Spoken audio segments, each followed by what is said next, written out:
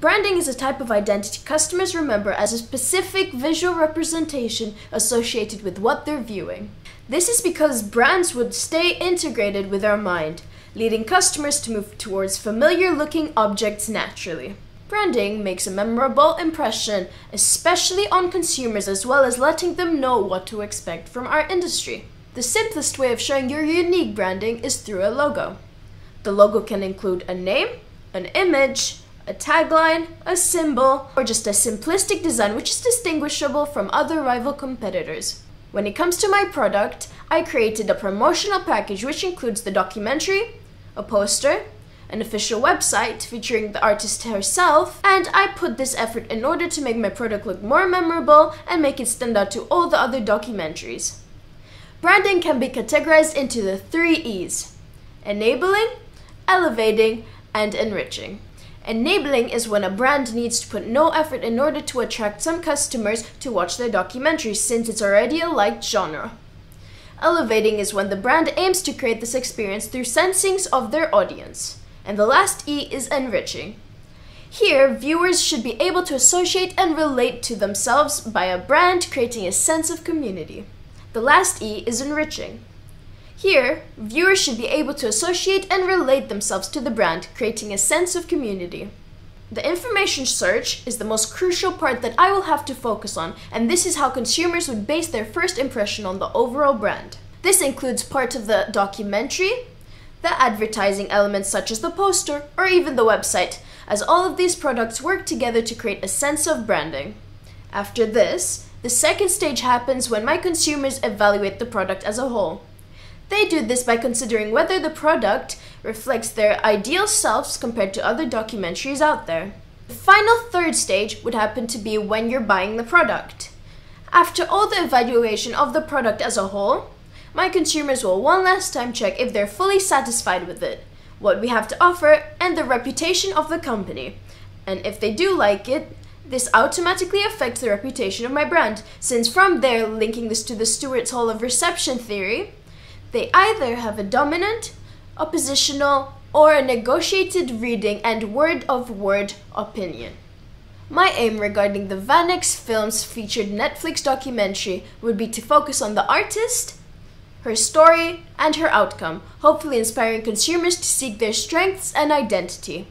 I found the importance of strengthening the identity of a consumer through the documentary I analyzed called Oman Shin Tours documentary. It showed me 3 things, starting with how this helps you maintain a self-identity, which is very important because it strengthens your characteristics. This is because when you have confidence in yourself and you can identify your own strengths, you automatically emerge as a stronger person. Secondly, it keeps us unique and distinguishes us from any other competitors. This could be achieved and strengthened in her story through using a bunch of visual elements of her artwork, photos of her at a young age, and include the footage of her during the interview. I like to use the consistent style on all of my product, which was a bunch of her artwork, such as Alex, the featured artist, during her most recent pieces on her documentary, on her poster, and on her website, as I featured her art on multiple tabs.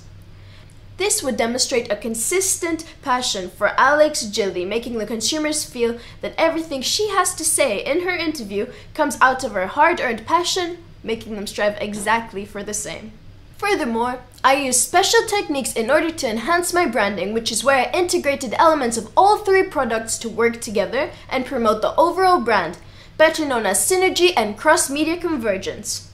I did this by distributing my product onto Netflix, where Netflix would most likely market our brand on their social media page, which has a lot of active audience members viewing their most latest release content. My product follows the traditional codes and conventions found in making a proper documentary, such as the overall continuous house style. To add on to this, I also gave my product a simple identification through the general mood, my use of images and different fonts all working together to make it identifiable, which can all be viewed on my Weebly website. This is because I have used the photos, fonts, and locations which are consistently used throughout all of my 3 products. An example of this would be how I use the photo of my poster onto my website. This would show my audience how my website is continuously updated. The impact of this type of continuous branding on my product is a very crucial part of enabling brand recognition and brand loyalty. Both of these elements are very important when it comes to repeated purchase and automatic guaranteed consumers. Both of these elements are very important when it comes to repeated purchase and automatic guaranteed customers. When I began editing my poster, I made sure to incorporate a strong sense of branding. This was through my consistent use of mise-en-scène and house style. I managed to maintain this consistency by using the photo shooting location and theme on all of my image found on my websites and even on the documentary itself.